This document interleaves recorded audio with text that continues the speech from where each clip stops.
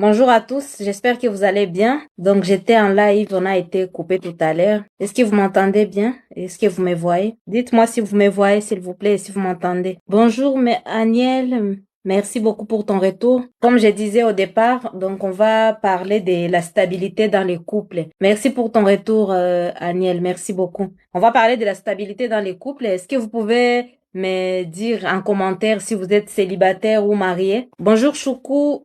Desmarie, merci beaucoup pour ton retour. Dites-moi en commentaire, est-ce que vous êtes marié ou célibataire? Donc, on va faire un live rapidement. Bonjour Jean-Paul. Coucou Samira, ça va? Est-ce que vous êtes marié? Dites-moi en commentaire, s'il vous plaît, marié ou célibataire? Célibataire, ok, super. User 99-86, célibataire. Ok.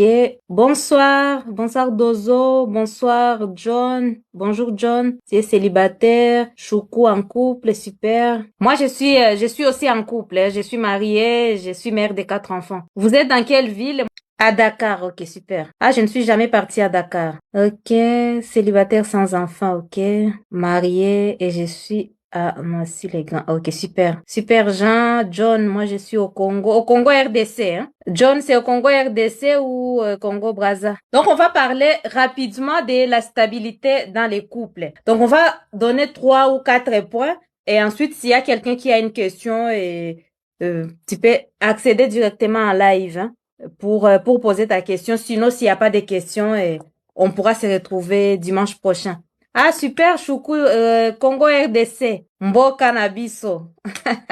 Moi, je suis congolaise de la RDC aussi. Bonjour, bonsoir Michel. Ah, super. Donc, la stabilité dans les couples. Les couples, c'est quoi? Les couples, déjà, c'est un homme et une femme qui se mettent ensemble et qui décident de former un foyer. Et dans les foyers, plus tard, ils peuvent avoir des enfants ou pas. Ils peuvent décider d'avoir les enfants naturellement ou d'adopter les enfants ou ne pas en avoir carrément.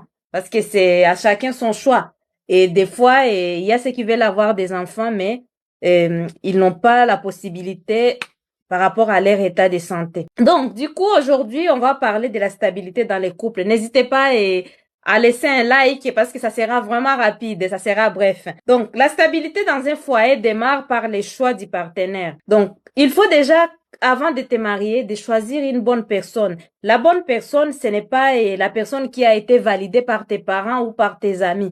La bonne personne, c'est la personne avec laquelle tu es compatible. Vous vous attendez très bien au niveau du comportement. Voilà, s'attendre très bien, c'est-à-dire que les défauts que la personne a, tu es capable de les supporter. C'est ça, s'entendre. Et les qualités, et tu apprécies bien les qualités, ses qualités. Non, non, c'est pas maintenant, je ne veux pas que les gens accèdent tout de suite. Ça sera après.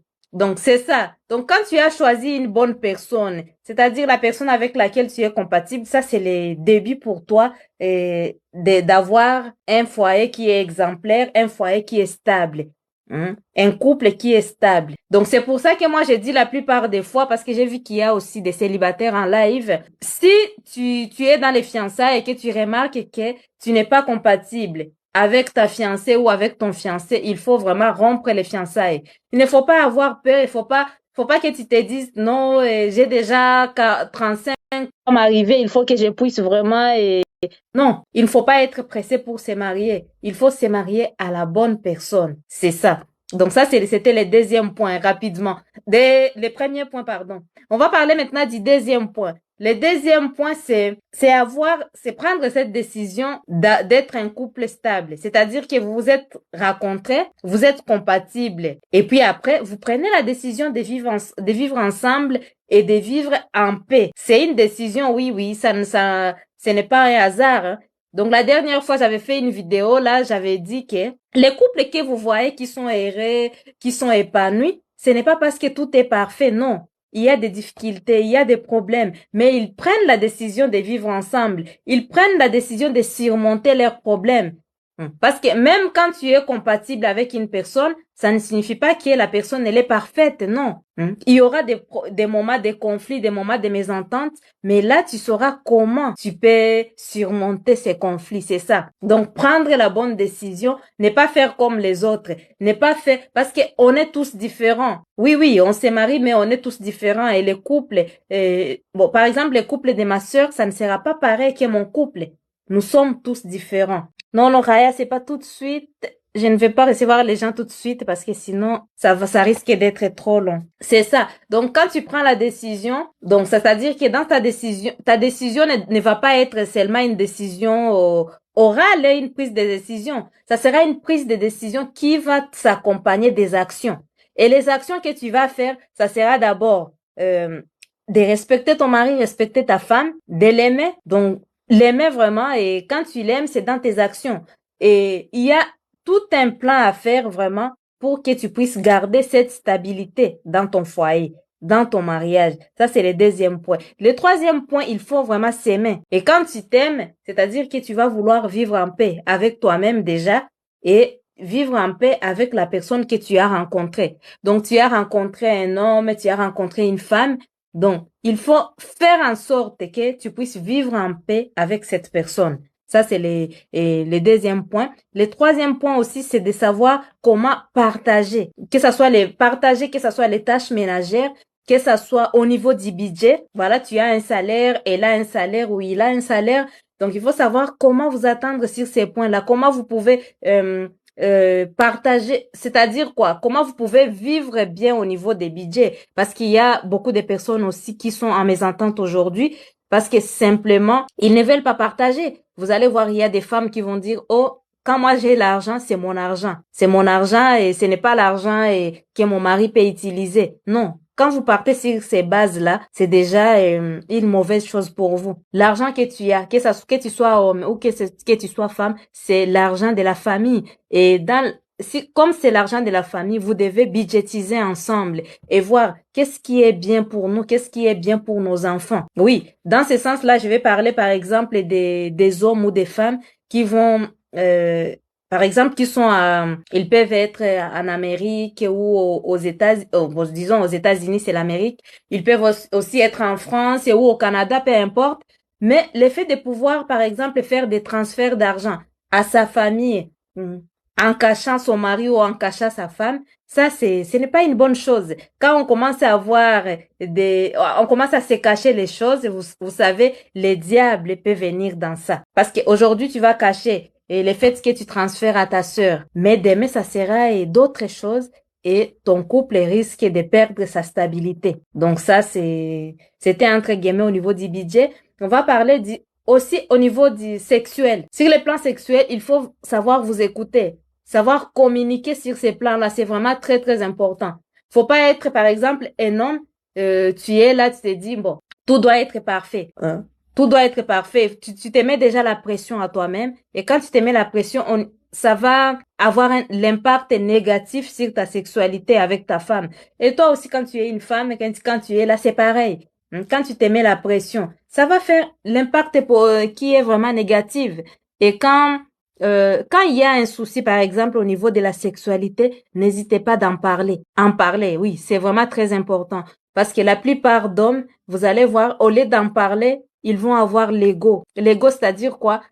Vous savez, les hommes, ils n'aiment pas qu'on touche à leur virilité. Mais quand tu vas en parler avec ta femme, tu vas penser qu'elle ne te respecte pas, alors que c'est faux. Elle te respecte. Elle veut que les choses puissent bien se passer. C'est vraiment très, très important. De ne pas aller, bonjour John, ça va? Voilà, de ne pas aller ailleurs, de ne pas, tu es chez toi, par exemple, tu n'es pas satisfait, par exemple, sexuellement. Au lieu d'en parler à ta femme pour que vous puissiez trouver la solution, tu vas aller voir, par exemple, des prostituées. Ce n'est pas une bonne chose.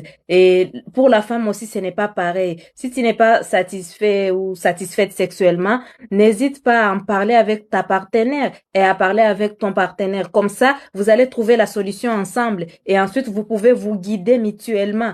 Vous savez, c'est très, très important quand il y a la communication dans les couples. C'est ça. Donc là, j'ai parlé de la sexualité. On arrive au point de pardon, je vais pas avoir. Donc, le troisième point, c'est la communication. Troisième point ou cinquième point, je ne sais pas. La communication, il faut communiquer. Ton mari ne peut pas deviner, ta femme ne peut pas deviner. C'est pour ça qu'aujourd'hui, j'ai dit, quand vous êtes dans les fiançailles et que vous remarquez que vous manquez, donc en fait, vous n'avez rien à vous dire dans les fiançailles. C'est-à-dire que vous n'êtes pas compatible.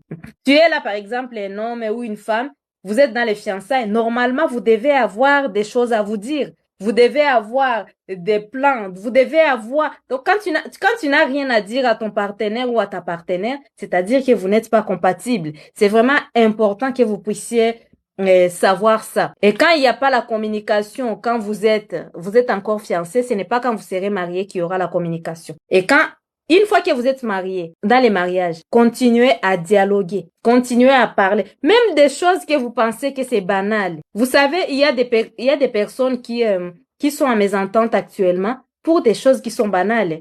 Tu peux penser que la chose, elle est banale alors qu'elle peut détruire ton foyer. C'est très important de communiquer sur tout et sur rien. Donc, communiquer sur tout, c'est important. Comme ça va faire à ce que ton couple demeure toujours ce couple qui est stable. Comme moi, j'ai l'habitude de le dire. Quand ton couple est stable, les enfants seront bien éduqués. Parce que les enfants verront la joie que vous avez, et puis vous allez leur transmettre cette joie sans le savoir. Oui, c'est très important que vous soyez un couple épanoui, même au niveau du travail. Quand ça ne va pas dans les couples, même quand tu arrives au travail, salut grâce. Quand tu arrives au travail, même si ça ne va pas dans les couples, tu vas voir que tu ne seras pas à l'aise. Parce que tu vas partir au travail avec des soucis, des maux de tête, et ça ne va pas être une bonne chose pour toi. Maintenant, par rapport à tout ça, j'ai fait souvent des vidéos sur YouTube, et sur YouTube, j'entre vraiment en détail, en profondeur, parce que ici sur TikTok, il y a beaucoup de choses qu'on ne peut pas dire, sinon les vidéos sont bloquées. Voilà un peu ce que j'avais à vous dire aujourd'hui. En tout cas, demeurer ce couple stable, ce couple heureux, épanoui, que tu sois fiancé ou peu importe même si tu es célibataire qui n'est pas fiancé, au moins tu as les idées pour savoir comment tu pourras choisir ta partenaire ou ton partenaire compatible. Et si tu es en couple, aussi ça va te permettre de garder toujours cette fusion, cette communication qui est très, très importante dans ton couple. Merci à vous d'avoir été là, d'avoir participé au live. Et je vous dis à bientôt. À bientôt pour soit une vidéo ou un live.